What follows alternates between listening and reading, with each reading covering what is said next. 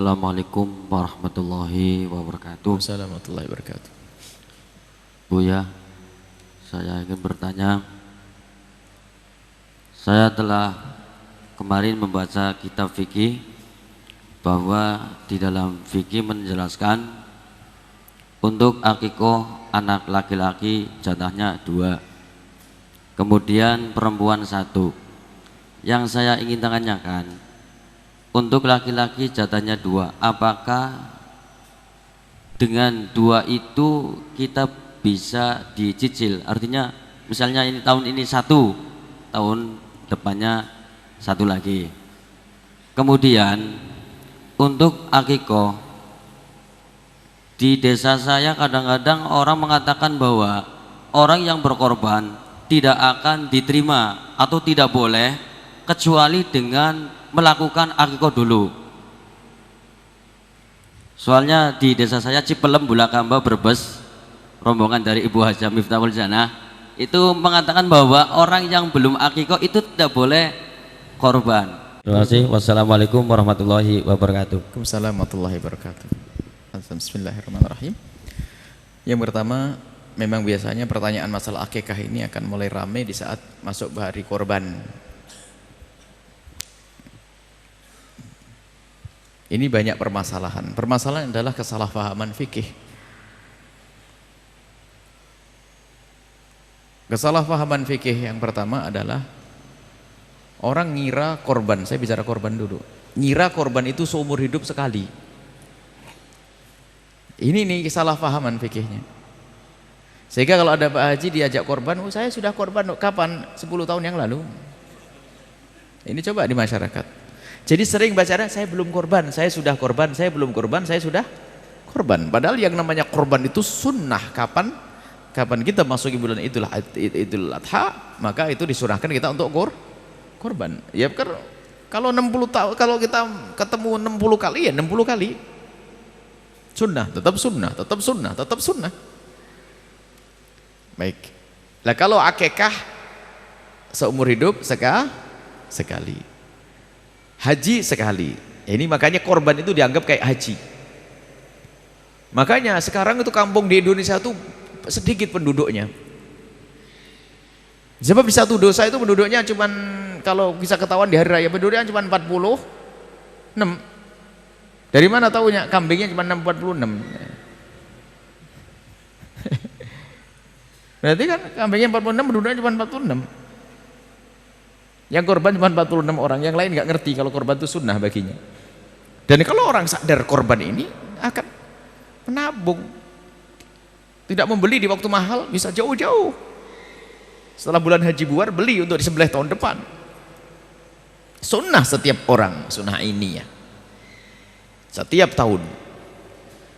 Baik, adapun masalah akikah itu disunnahkan dah. Kapan akikah itu disunnahkan? Dan siapa yang sunnah? Akikah disunnahkan atas orang tua.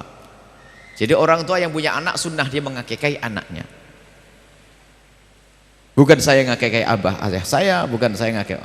Jadi hakikah itu pada dasarnya adalah jika seorang bapak dikarunia oleh Allah putra, seorang anak, maka sunnah bagi bapak, bukan bagi anak. Sunnah bagi bapak untuk mengakikai. Madhab kita, jumhur ulama mengatakan sunnah, ada sebagian mengatakan wajib. Nah kapan? Ya kapan anak itu lahir, sunnah untuk diakikai umumnya adalah di hari ke-7 sambil diberi nama. Dan tujuan akikah adalah juga untuk memberitahu orang-orang dan juga sedekah agar anaknya dijaga oleh Allah. Kemudian memberitahu, jangan sampai kaget, loh anak siapa begini kan gitu. Kalau hari ke-7 gak punya duit ya ditunggu hari ke-21. Ya gak punya ya kapan saja, tahun depan deh. Sampai kapan? Sampai anak itu balik, sudah haid bagi wanitanya, atau keluar mani di usia 9 tahun ke atas, atau seorang laki-laki sudah balik, sudah keluar mani, maka saat itu orang tua lepas, tidak dituntut dengan yang namanya korban akikah. Sudah berarti sudah kedaluarsa. Seperti sholat duha sunnah bagi ibu. Kapan?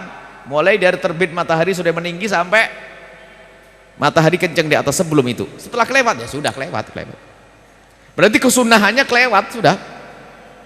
Kesunahannya kelewat. Karena apa? Anakku sudah balik, aku belum sempat ngakikahi dia. Sampai di situ batasnya. Selagi dia belum balik, maka orang tua sunnah untuk mengakikahi. Kemudian pertanyaannya tadi, laki-laki 2 dicicil, ya boleh sajalah.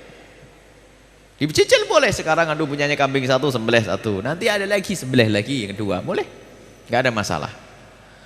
Kemudian ada masalah hakikah lagi. Jika seandainya anak kita sudah terlanjur balik, belum sempat kita akikahi, apakah boleh dia mengakikahi untuk dirinya sendiri? Ya boleh. Paling tidak itu jatuh sedekah, akikahi. Misalnya apa? Saya belum, mungkin orang tuanya ngomong, nak, aku dulu malam melarat fakir nak ya, jadi aku belum sempat ngakikahi kamu nak. Ya sudahlah. Kalau begitu ya, seorang bapak boleh memberikan kambing kepada anaknya, nak ini kambing, akikahlah untuk dirimu sendiri. Baik, ini boleh. Ataupun dia mencari kambing, saya belum akikah, agar dapatkan sunahan. Biarpun sebagian ulama mengatakan tidak jatuh akikah, tapi yang jelas dengan menyembelih kambing itu seperti sedekah, sudah dapat pahala. Jadi boleh mengakikah dirinya sendiri. Tapi tidak dituntut lagi secara sunnah seperti waktu duha sudah kelewat begitu. Ini adalah masalah akikah, boleh dicicil urusan akikah. Adapun masalah akikah dengan korban, nah ini loh, ada saja masih berulang-ulang nih. Ini pertanyaan ini bukan hayalan, ada di masyarakat pertanyaan. Mana lebih dahulukan akikah atau korban? Akikah atau korban? Misalnya, saya belum diakikahi. Saya umur begini, umur tua begini, Tuhan. Belum diakikahi misalnya. Datang bulan haji, mana yang didahulukan, korban atau akikah? Ini pasti pertanyaannya tidak pernah ngaji. Yang tugas ngakikahi saya itu siapa? Abah saya sudah selesai. Lah korban ya saya korban, ngapain saya ngurus akikah? Nah ini kadang-kadang pikir ini, belum akikah. Yang tugas ngakikahi saya adalah ayahanda saya. Kecuali begini bunyinya, saya mendapatkan anak, alhamdulillah mendekati bulan haji punya anak. Misalnya tanggal 3 Dzulhijjah punya anak. 10 Dzulhijjah itu ini mana kurban atau akikah? Ini kan begitu loh. Akikah tugas siapa? Tugas saya. Kurban untuk saya juga saya. Mana begini? Nah, ini masuk akal pertanyaan ini. Mana yang lebih dahulukan?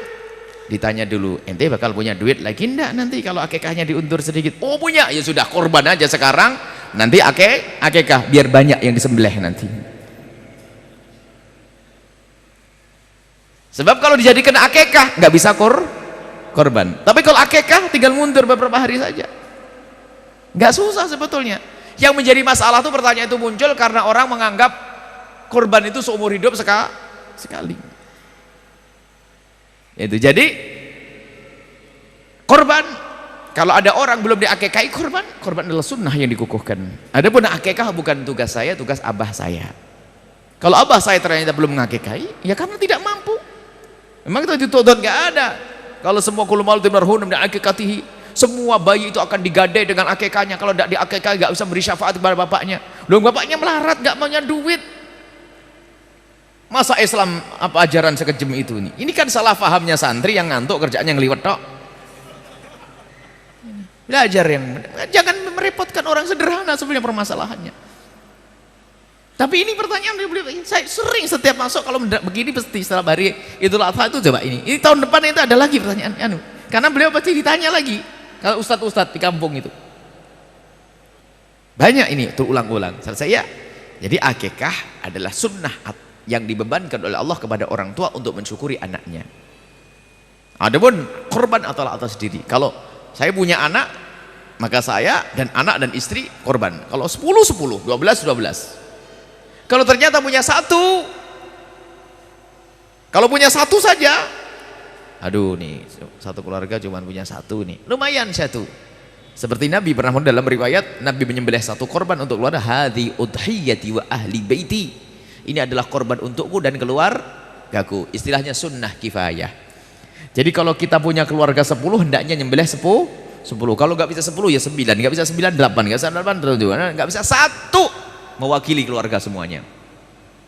Mewakili keluarga semuanya. Pokoknya jangan sampai nggak nyembelih kambing. Nah, ini. Makanya waktu kita di Arab dulu waktu sekolah, waktu pertama berumah tangga itu, baru sholat hari raya Idul Adha itu ibu tetangga ngomong, nanti tak kirim dagingnya. Oh iya, kebayang di Indonesia doa on kan? Ya gitu, gitu. Tak tanya apa? Separuh kambing, gelebuk.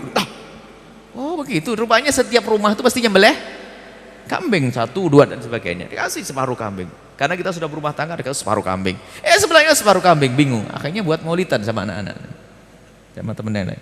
Jadi budaya ini, jadi namanya hari raya besar tuh membesar betul, makan besar, enak daging semuanya.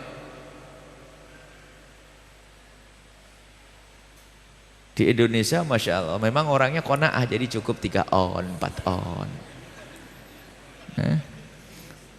Sudah begitu ada yang aneh-aneh lagi, dikalengin kasih tahun depan. Sudah sedikit kasih tahun depan, aneh lagi nih. Ikan lohan, ikan patin, karena zaman korban dikornetin. Kelamaan nih kayak di negeri yang kebanyakan korban saja ya. Kita ngingetkan, enggak usah pakai kornet-kornetan itu. Mau di kemana, mau di apa, mau dibawa kemana, ke Irian, kirimkan duitnya sama biaya untuk ngalengin sudah jadi. Biaya pengalengannya, korbannya tetap di sini, sebab di sini juga masih kurang. Paling banter 7 on ya, 7 on, 6 on, anaknya 10 dapat 1. Akhirnya jangan dikunyah anak biar awet. Walhasil sudahlah, ini fatwa aneh-aneh. Sudahlah, korban segera disampaikan, terlambat dari hari tasyrik haram bagi yang membaginya, zalim kepada. Makanya korban itu hendak dituntas pembagiannya kapan? Hari tasyrik yang ketiga. Jadi hari raya pertama, kemudian besoknya hari tasyrik 11, 12, 13. Dan korban itu sepanjang hari tasyrik masih bisa. Misalnya ibu hari raya Idul Adha nggak punya kambing, tak taunya hari raya Idul Adha mampir ke rumah bibi dikasih duit, boleh besok nyembelihnya. Beli ke pasar, beli. Tidak harus pas setelah sholat. Ditunda sampai esok hari tasyrik yang pertama, hari tasyrik kedua, hari tasyrik ketiga masih boleh. Tapi kalau Anda sudah diamanati untuk membagi daging korban, jangan disimpan ditunda-tunda. Tapi kalau daging korban sudah nyampe kepada Anda dapat bagian dikasih, boleh Anda simpan makan tahun depan juga boleh. Tapi karena sudah dikasihkan kepada Anda. Tapi kalau Anda masih diamanati untuk membagi, jangan disimpan. Kemudian ada daging korban yang wajib sama yang tidak wajib. Ini juga salah di masyarakat. Kalau korbannya tidak nazar, korban itu sunnah semuanya pada dasarnya. Selagi tidak dijadikan nazar tuh aku nazar, aku menjadikan daging ini untuk korban, dinadarkan untuk korban. Kalau sudah kambing itu dijadikan nazar untuk korban, maka yang punya tidak boleh makan. Tapi kalau korban sunnah, rata-rata sunnah, ya boleh makan. Ini ada lagi, nggak boleh makan, nyium baunya dong. Sehingga kalau sudah tradisi baik, semuanya punya sembelihan kambing, setiap rumah nyembelih kambing, nanti caranya membaginya begini. Saya nyembelih kambing dibagi 3.